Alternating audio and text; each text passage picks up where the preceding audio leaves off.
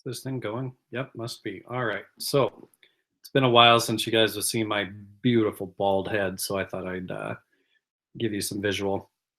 Laying in bed, my back hurts after a full day of skiing today. My muscles aren't used to that type of stuff. So, yeah. All right. So we are on page 366 of chapter 11, focusing on section 3, which emphasizes the women's rights movement. The prominence of women among the abolitionists reflected a broad shift in American culture. By joining religious revivals and reform movements, women entered public life. Their activism caused many gender issues, such as sexual behavior, marriage, family authority, and so forth, to become subjects of debate. The debate entered a new phase in 1848 when some reformers focused on women's rights and demanded complete equality with men. So let's take a look at the origins of the women's rights movement. Don't be afraid. Not afraid. Fight Satan. Stand up for Christ. Don't be afraid. So spoke Mary Walker Ostrom on her deathbed in 1859. Her religious convictions were as firm as the age of 58 as they had been in 1816 when she joined the first Sunday school in Utica, New York. Married to a lawyer politician and childless, Ostrom had devoted her life to evangelical Presbyterianism and its program of benevolent social reform. At her funeral, Minister Philemon Fowler celebrated Ostrom as a living fountain of faith, an exemplar of women's sphere of influence in the world. Although Reverend Fowler heaped praise on Ostrom, he rejected a public presence for women. Like men of the Revolutionary era, Fowler thought women should limit their political role to that of Republican mother, instructing their sons in the principles of liberty and government. Women inhabited a separate sphere of domestic life, he said, and had no place in the markets of trade, the scenes of politics and the popular agitation, the courts of justice and the halls of legislation. Home is her peculiar sphere. However, Ostrom and many other middle-class women were redefining the notion of their domestic sphere by becoming active in their churches. Their spiritual activism bolstered their authority within the household and gave them new influence over many areas of family life, including the timing of pregnancies. Publications such as Godey's Lady's Book, a popular monthly periodical, and Catherine Beecher's Treatise on Domestic Economy in 1841 taught women how to make their homes examples of middle-class efficiency and domesticity. Women in property farm families were equally vigilant and carried domestic issues into the public sphere. To protect their homes and husbands from alcoholic excess, they joined the Independent Order of Good Templars, a temperance group which made women full members. Moral reform. Some religious women developed a sharp consciousness of gender and became public actors. In 1834, middle-class women in New York City founded the Female Moral Reform Society and elected Lydia Finney, the wife of revivalist Charles Grandison Finney, as its president. The society tried to curb prostitution and to protect single women from moral corruption. Rejecting the sexual double standard, its members demanded chaste behavior by men. By 1840, the Female Moral Reform Society had blossomed into a national association with 555 chapters and 40,000 members throughout the North and Midwest. Employing only women as agents, the society provided moral guidance for young women who were working as factory operatives, seamstresses, or servants. Society members visited brothels, where they sang hymns, offered prayers, searched for runaway girls, and noted the names of clients. They also founded homes of refuge for prostitutes and won the passage of laws in Massachusetts and New York that made seduction a crime. Improving prisons, creating asylums, expanding education. Other women set out to improve public institutions, and Dorothea Dix from 1801 to 1887 was their model. Dix's paternal grandparents were prominent Bostonians, but her father, a Methodist minister, ended up in an impoverished alcoholic. Emotionally abused as a child, Dix grew into a compassionate young woman with a strong sense of moral purpose. She used money from her grandparents to set up charity schools to rescue some of America's miserable children from vice, and became a successful author. By 1832, she had published 7 books, including Conversations on Common Things in 1824, an enormously successful treatise on natural science and moral improvement. In 1841, Dix took up a new cause, Discovering that insane women were jailed alongside male criminals, she persuaded Massachusetts lawmakers to enlarge the state hospital to house indigent mental patients. Exhilarated by that success, Dix began a national movement to establish state asylums for the mentally ill. We do have one in Wyoming, and that's in Evanston. By 1854, she had traveled more than 30,000 miles and had visited 18 state penitentiaries, 300 county jails, and more than 500 almshouses and hospitals. Dix's reports and agitation prompted many states to improve their prisons and public hospitals. Both as reformers and teachers, other Northern women transformed public education. From Maine to Wisconsin, women vigorously supported the movement led by Horace Mann to increase elementary schooling and improve the quality of instruction. As secretary of the Massachusetts Board of Education from 1837 to 1848, Mann lengthened the school year. You can blame him. Established teaching standards in reading, writing, and arithmetic, and recruited well-educated women as teachers. The intellectual leader of the new women educators was Catherine Beecher, who founded academies for young women in Hartford, Connecticut, and Cincinnati, Ohio. In widely read publications, Beecher argued that energetic and benevolent women were better qualified than men were to impart moral and intellectual instruction to the young. I don't know about that. By the 1850s, most teachers were women, both because local school boards heeded Beecher's arguments and because they could hire women at lower salaries than men. As secular educators as well as moral reformers, women were now part of American public life. So now we're going to take a look at from Black rights to women's rights. As women addressed controversial issues such as moral reform and emancipation, they faced censure over their public presence. If you don't know what censure is, it's spelled C-E-N-S-U-R-E. I would encourage you to look it up. Offended by this criticism, which revealed their own social and legal inferiority, some women sought full freedom for their sex. Women were central to the anti-slavery movement because they understood the special horrors of slavery for women. In her autobiography, Incidents in the Life of a Slave Girl, Black abolitionist Harriet Jacobs described forced sexual intercourse with her white owner. "I cannot tell how much I suffered in the presence of these wrongs," she wrote.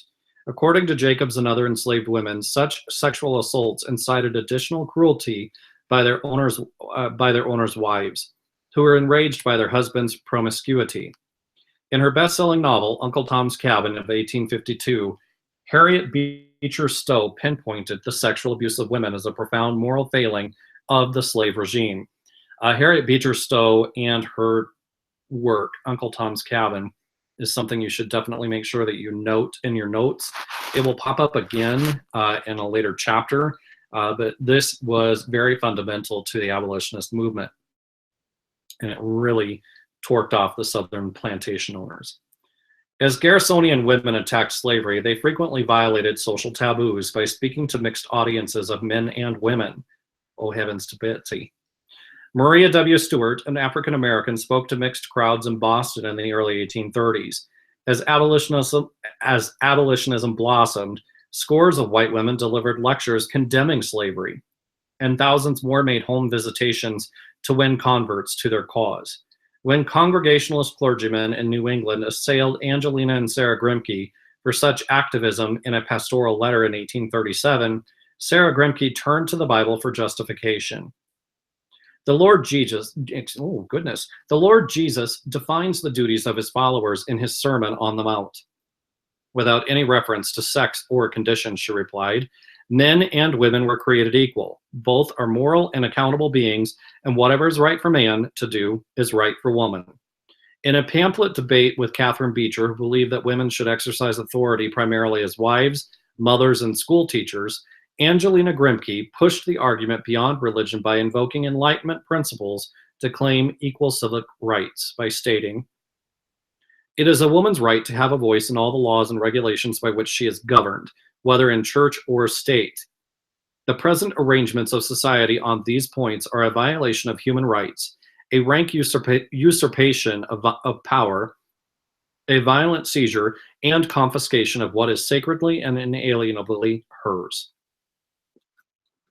By 1840, female abolitionists were asserting that traditional gender roles resulted in the domestic slavery of women. How can we endure our present marriage relations, asked Elizabeth Cady Stanton, which give a woman no charter of rights, no individuality of her own? As reformer Ernestine Rose put it, the radical difficulty is that women are considered as belonging to men.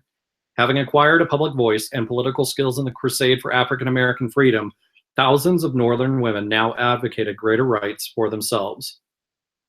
Seneca Falls and beyond on page 371. During the 1840s, women's rights activists devised a pragmatic program of reform.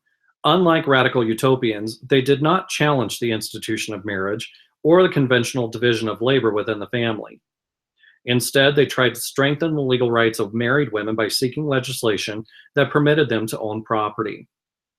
This initiative won commercial support for affluent men who feared bankruptcy in the volatile market economy and wanted to put some family assets in their wives' names. Fathers also desired their married daughters to have property rights to protect them and their paternal inheritances from financially irresponsible husbands. Such motives prompted legislatures in 3 states, Mississippi, Maine, and Massachusetts, to enact married women's property laws between 1839 and 1845. Then, women activists in New York won a comprehensive statute that became the model for 14 other states. The New York Statute of 1848 gave women full legal control over the property they brought to a marriage. So understanding the women's property laws and the statute of New York State is really important in understanding the progress of the women's rights movement. Make sure those are in your notes. Also in 1848, two people that you need to have in your notes, Elizabeth Cady Stanton and Lucretia Mott, organized a gathering of women's rights activities in the small New York town of Seneca Falls. 70 women and 30 men attended the Seneca Falls Convention, that needs to be noted in your notes, which issued a rousing manifesto extending to women the egalitarian Republican ideology of the Declaration of Independence. All men and women are created equal, the Declaration of Sentiments declared. I do want you to make sure you know what the Declaration of Sentiments are. Make sure they're in your notes.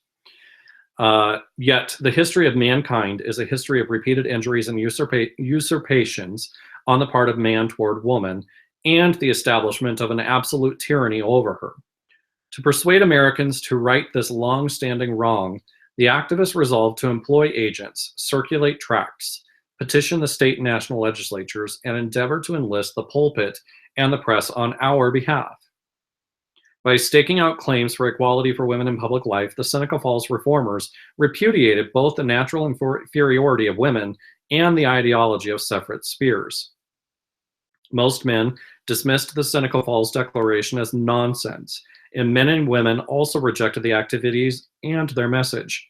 In her diary, one small-town mother and housewife lashed out at the female reformer who, aping mannish manners, wears absurd and barbarous attire, who talks of her wrongs in harsh tone, who struts and strides, and thinks that she proves herself superior to the rest of her sex. Still, the women's rights movement grew in strength and purpose. In 1850, delegates to the First National Women's Rights Convention in Worcester, Massachusetts, hammered out a program of action. The women called on churches to eliminate notions of female inferiority in their theology. Addressing state legislatures, they proposed laws to allow married women to institute lawsuits, testify in court, and assume custody of their children in the event of divorce or a husband's death. Finally, they began a concerted campaign to win the vote for women. As delegates to the 1851 convention proclaimed, suffrage was the cornerstone of this enterprise, since we do not seek to protect women, but rather to place her in a position to protect herself. The activist legislative campaign required talented organizers and lobbyists. The most prominent political operative was Susan B. Anthony from 1820 to 1906. I want you to know Susan B. Anthony, a Quaker who had acquired political skills in the temperance and anti-slavery movements.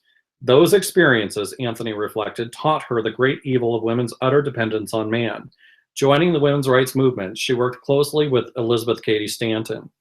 Anthony created an activist network of political captains, all women, who relentlessly lobbied state legislatures. In 1860, her efforts secured a New York law granting women the right to control their own wages, which fathers or husbands had previously managed, to own property acquired by trade, business, labors, or services, and, if widowed, to assume sole guardianship of their children. Genuine individualism for women, the dream of transcendentalist Margaret Fuller, had advanced a tiny step closer to reality. In such small and much larger ways, the mid-century reform movements had altered the character of American culture.